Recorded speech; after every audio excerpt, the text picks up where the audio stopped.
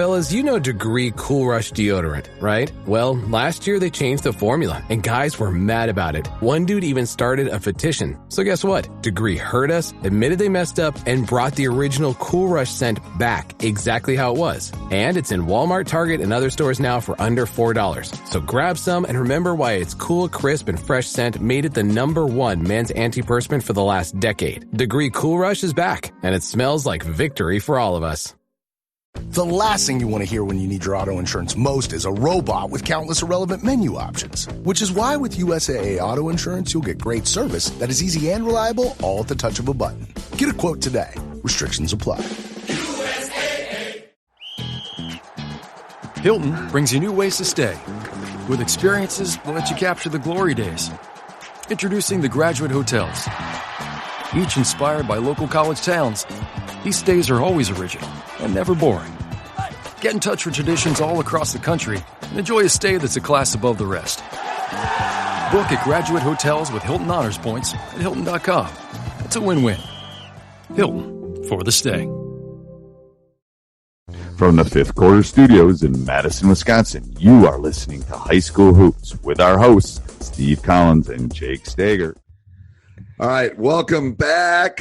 High School Hoops, episode 75. I hope it's nice and warm where you are because it's not here. But before we get started, and this is going to be a good one. Hopefully this pertains to everybody. Some people might already be done. Two things. Let's give a big shout out to Dr. Dish, the #1 in the market. It's crazy to me that they've come up with a home one now where you can roll it in your bag. Should have had one of those. And then also teachhoops.com for coaches who want to get better. Come join. I'm telling you, you'll love it. The community, the resources, the one-on-one calls. I mean, the season's winding down. You know, I don't pound too much on people joining during the season, but once the season's over, it's like that's when your time opens up. Same with me. It's like everybody's time opens up. So it's a great time to work on your craft. That's what I always say. If you want to become better at something, that Mamba mentality that we were talking about last week.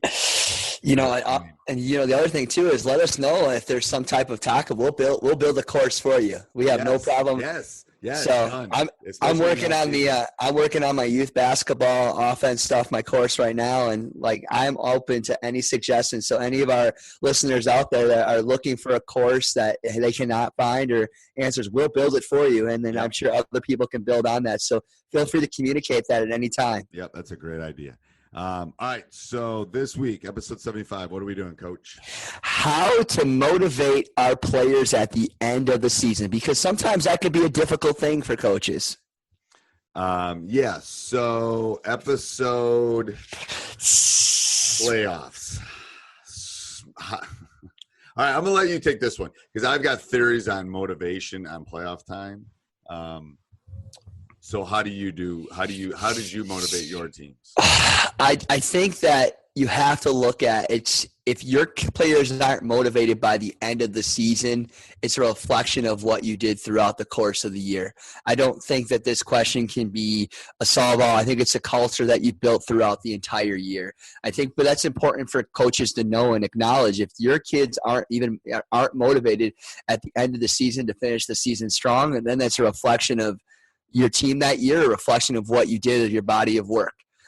So I think that's really important, that there's not a solve-all thing. You can't just, miraculously going to go win a state title when you're 8 and 12, And so you can be Hoosiers, but I'm just going to be real with you. That's not, Yeah. So I agree. So that I just wanted to see what you were going to say to make sure I wasn't being the old guy on the board. The other thing I would say is that always tell them that it's always a brand new season when the season when playoff season begins. So that is one way to keep them motivated, is saying, okay, the regular season's over. It's a brand new start for us. I think that's one way to really get them back engaged and say, okay, let's try to do something in the playoffs. Let's win a couple games. I think that's one way to get them motivated. Yeah, I think there's a couple things. I've talked about, I think you got to have traditions come tournament time. I think you have to – it's a second season. I think what makes high school basketball very unique is that you get a second shot at it. Everybody makes the playoffs. But you're right. I would second, third, fourth, fifth, sixth. If you're not motivated, especially your upperclassmen, that the season's going to end if you don't take care of it, then you haven't been selling what you need to sell all year. But I also think you have to start be building toward it. Let's say your season ends in a month.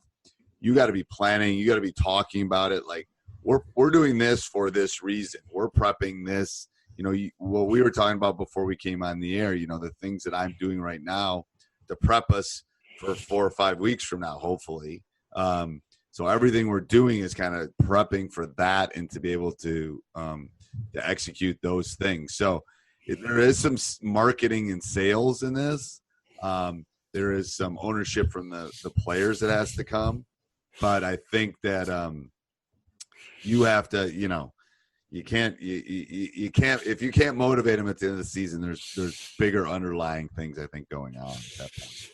I also think that the duration of your practice can keep motivation high too. A lot of people want to start throwing 2.5-hour practices at the end of the season. Well, that's not going to keep them going either. You should continue to scale back, make his practice as most competitive as you can.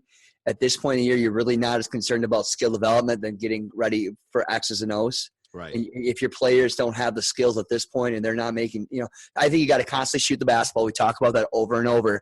But when it comes to ball handling, passing, all those other things, at this point in the season, that kind of goes away. And it's really preparing themselves to solidify your end of the season and moving into the postseason. It's really about team-based strategies and situations at that point in the season as well. No, I agree 100%. All right. Anything else on that? No, actually, I think it was a good question to talk about today. That's a good let's say your season ends the end of February. You should be planning the end of January. You should be building that into what are we going to do? How are we going to do this? All those kind of things. Okay. All right. Favorite full-time out. Full-time out today. I got a full-time out. Favorite part of the postseason for you? What is your favorite part? Winning it all. Other than that, let's see. The favorite parts. This will be a hard one because my son's a senior, so I don't know if I'll have a favorite part. That's tough. I like the energy that comes in playoff time. I like the adrenaline and that if you lose, you go home. There's a little bit of an edge that you don't get in any other situation of a game. Yeah. Ever. There's that there's like, oh my God, this it can't be replicated till you get to that point in the season. You can't. You really can't. We did a little bit when we went in the tournament in Florida, like you're playing for a championship if you lose, but they know they're playing another game when they come back home. So, right. Like I tell them, this is the only time that this group will ever be together. This is the only time. We will never replicate this. Next year, there will be a new group. So that's a big thing that I sell, that this group of young men will never be together again. And you'll never get, some of you are going to go play collegiate basketball. Some of you, it won't be the same. It will be different and it will be good. It'll be people. You might have a friend from California. You might have a friend from Vermont. Who knows? Right. But these are for guys you grew up with. There's a band of brothers kind of thing going on. So I think that's one of the things that I love. I think my favorite thing is the way the ability the game has to unite a community and seeing people travel very far away from, like the smaller, I don't know, even the smaller schools, even the bigger schools. I mean, I think about your first couple of years when your teams went to Madison, your student section was just so fun to watch. Right. Like I remember your great teams, but your student section and your roller coaster and watching that was great.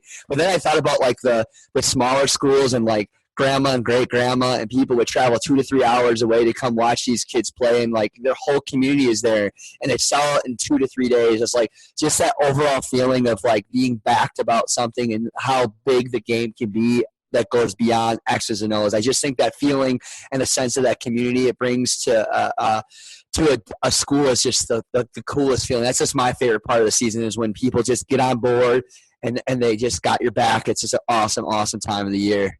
I agree. All right. Till next week, Coach. All right. Sounds good. Yep. Bye. This podcast is part of the Sports Social Podcast Network.